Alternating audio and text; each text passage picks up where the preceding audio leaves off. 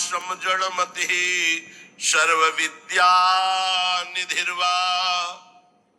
तुम बहुत दरिद्र हो या बड़े वैभवशाली सम्राट हो, बहुत सुंदर बात है। तुम जड़मती मूर्ख हो या बहुत विद्या विशारद विद्वान हो, तुम कोई भी हो, चिंता छोड़ो।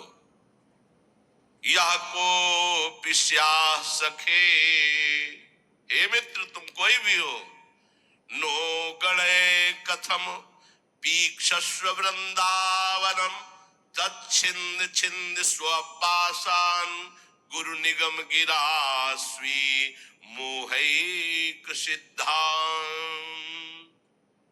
आह, तुम पापी हो, पुण्यात्मा हो, तुम दरिद्र हो या बड़े सम्राट हो, कीर्तिमान हो या तुम्हारी निंदा हो रही है, तुम जड़मती हो या बहुत विद्वान शास्त्र विशारद हो, अब चिंता मत करो।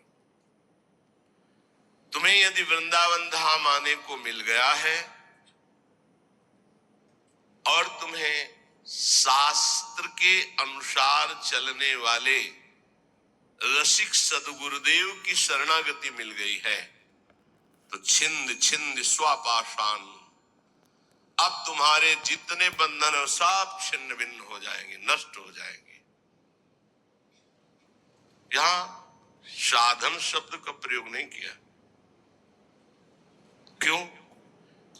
क्योंकि साधन असाधनों को मिटाने के लिए जन्म जन्म रगड़ करनी पड़ती है। भगवान आद्य गुरु शंकराचार्य जी ने कहा है कि 1000 जन्म साधना के बाद मुमुक्षुता प्रकट होती है। शास्त्र जन्म जब साधना हो तब मैं मुक्त होना चाहता हूं, ऐसी इच्छा प्रकट होती है। और भगवत प्रेमी महात्मा का एक क्षण का संग, तात स्वर्ग अपवर्ग सुख धरी तुला एक अंग, तूलनताय सकल मिल जो सुख लव सत्संग। अगर रसिक संत का संग मिल जाए तो मुमुक्षुता नहीं, मोक्ष सुख भी एक पलड़े में रखा जाए, एक पलड़े में सत्संग का सुख, तो बोले मोक्ष हल्का हो जाता है। क्योंकि सत्संग से सीधे प्रेम की प्राप्ति होती, आत्मरति प्रभुरति। रसिक महापुरुष का हृदय हर समय आनंद की उफान में रहता है। जब आनंद की कमी होती तो दूसरों से सुख लेने की वासना जागृत होती है। जब आनंद की उफान होती तो दूसरों को सुख देने की भावना जागृत होती, जिसे तत्सुख भाव कहते हैं। ये रसिकों में सिद्ध है। ये तत्सुख भाव, सुख देवे को चाव चित सबसो हित निष्काम, या सुधर्म हरिवंश को नाम गिरा विश्राम। जो निरंतर नाम और वाणी में रत हैं, ऐसे रसिकों के हृदय में करुणा आनंद की उफान आती रहती है। तो कोई चाहे जितना पतित हो या पुण्यात्मा हो, दरिद्र हो या महाराजा हो, विद्वान हो या मूर्ख हो, सबको परम प्रेम प्रदान करने की सामर्थ्य रसिक सदगुरुदेव के चरणों में है। तो जो अपने मोह का छेदन कराना चाहता है, वो गुरुदेव के चरणों का आश्रय लेकर उनकी आज्ञा के अनुसार चले। गुरुदेव कैसे? बोले गुरु निगम गिरास, जो शास्त्र मर्यादा से सिद्ध हुए हैं। मनमानी आचरण करने वाला, शास्त्र विरुद्ध आचरण करने वाला साधक नहीं होता, फिर सिद्ध कैसे हो सकता है? सिद्धों में कुछ दिव्यताएं होती हैं जो समझ के परे होती हैं। वो हमारी मानुषिक बुद्धि नहीं है।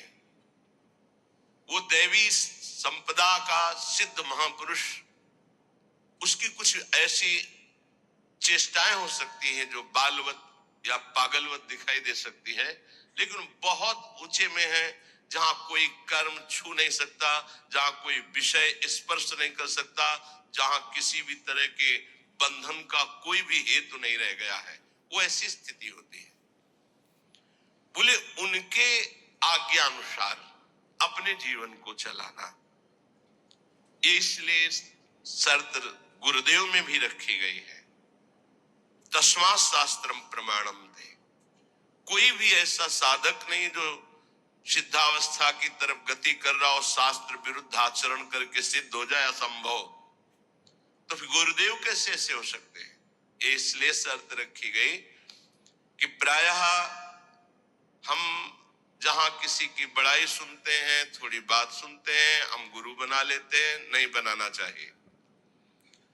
गुरु बनाने के लिए बहुत रुकना चाहिए। वर्ष 2 वर्ष कम से कम सत्संग सुनो। किसी और से नहीं, अपने हृदय से जांचो, किसी और से नहीं। क्योंकि और की मति किस कोटि की है वो आपकी बुद्धि को भ्रष्ट भी कर सकती है, आपकी बुद्धि को फंसा भी सकती है। कैसे? उसने अपने गुरु को प्रभु माना है और वो कहेगा मेरे गुरु से बढ़कर कोई नहीं, और ऐसा है, उसका कल्याण हो जाएगा उस भाव से। लेकिन आप बौद्धिक स्तर के तर्क भी करने वाले हैं तो आप अपनी बुद्धि से गुरु को पहचानिए। कोई कह रहा है कि पाखंड है, ये उसकी बुद्धि का है, आप अपनी बुद्धि से निर्णय कीजिए। किसी की श्रद्धा और किसी की अश्रद्धा से अपने हृदय में कोई फर्क नहीं पड़ना चाहिए। स्वयं निर्णय करना चाहिए भगवान को साक्षी करके कि हे प्रभु सच्चिदानंद, आप मेरे हृदय को जानते हैं और सामने बैठे हुए हृदय को जानते हैं। तो नाथ, मेरे सदगुरुदेव के रूप में आप कहाँ हैं, कौन है, मुझे परिचय दीजिए, तो प्रभु आपका संबंध करा देंगे। अभी एकांतिक में एक भक्त ने प्रश्न किया, बोले आपके प्रवचन सुनते हैं तो एकदम विरुद्ध गुरुजी के वचन लगते हैं, गुरुजी के वचन जब सुनते हैं तो आपके विरुद्ध लगते हैं। तो उनका निर्णय करो आप कि किसके वचन सत्य हैं। तो बोले जब इधर का सत्संग हम सुनते हैं तो लगता है नहीं, जीवन का लक्ष्य भगवत प्राप्ति, तो गुरु पे श्रद्धा होती है, मुझे क्या करना चाहिए। साधक फंस जाता है, उसको लगता है, वो खुद बोला, मुझको लगता है यदि मैं शास्त्र विरुद्ध चलता हूं तो जीवन बर्बाद होता है गुरु की बात मान के, और यदि आपकी बात मानता हूं तो गुरु का अपराध लगता है, क्या करूं? नहीं, डरने की जरूरत नहीं। गुरु बलि तजेऊ कंत ब्रज बनितन भे मुद मंगलकारी। गोस्वामी तुलसीदास जी बड़े सिद्ध महापुरुष हैं। भे मुद मंगल का, वो स्वयं मंगल नहीं, दूसरों का मंगल करने वाले बन गए। भगवत प्राप्ति नहीं तो जीवन का लक्ष्य क्या है? क्या लक्ष्य है? केवल विविध प्रकार के भोग विलासिता पूर्ण संसार को सत्य मानकर भोगना? नहीं नहीं नहीं, बिल्कुल भुलावा, बिल्कुल भुलावा। हमें भूल भुलैया में नहीं फंसना। कभी कभी माया के पार्षद भगवान के पार्षद का रूप रख करके आते हैं, हमें ठग करके भूल भुलैया में लगा देते हैं। नहीं, सदगुरु भगवान श्री कृष्ण चंद्र जो है, हम उनसे प्रार्थना करें कि यदि प्रगट में गुरुदेव की जरूरत है तो आप मुझे बताओ कहां प्रकाशित हो, या तो उनसे मुझे मिला दो या उनको मेरे पास भेज दो। यदि जरूरत है तो आप ये व्यवस्था करो, मैं तो आपको गुरु मानता हूं, बस निहाल हो जाओगे, हमारी बात मान लो। श्रीपाद कह रहे हैं, रसिक सदगुरुदेव के चरणों का आश्रय लेकर स्वयं मोहिक सिद्धांत, अपने मोह का नाश कर दो, देह की प्रियता, देह के रिश्ते नातों का, तो सिद्धांत तुम्हारे अंदर सिद्धावस्था आ जाएगी। सिद्धावस्था प्रिया प्रीतम के प्रेम रस में डूबना। ये तो बताया शरणागति का श्लोक। आप पापात्मा हो, पुण्यात्मा हो, दरिद्र हो, राजा हो, विद्वान हो, मूर्ख हो, कोई भी हो, निश्चित तुम्हें भगवत प्राप्ति हो जाएगी यदि वृंदावन में विराजमान रसिक सिद्ध संत का आश्रय ले लो, गुरुदेव का। पर गुरुदेव का आश्रय कैसे ले लो? बोले स्वी मोहिक सिद्धांत। मोह आश्रय में बाधा पहुंचा देता है। शरीर का मोह, परिवार का मोह, नाना प्रकार के भोगों का मोह। मोह गए बिनु राम प्रद होई न दृढ़ अनुराग। तो मोह अगर है तो गुरुदेव के चरणों में निष्ठा पूर्वक आप टिक नहीं पाएंगे, वो आपको हटा देगा। और अगर गुरुदेव की निष्ठा में टिक गए तो मोह का नाश हो जाएगा।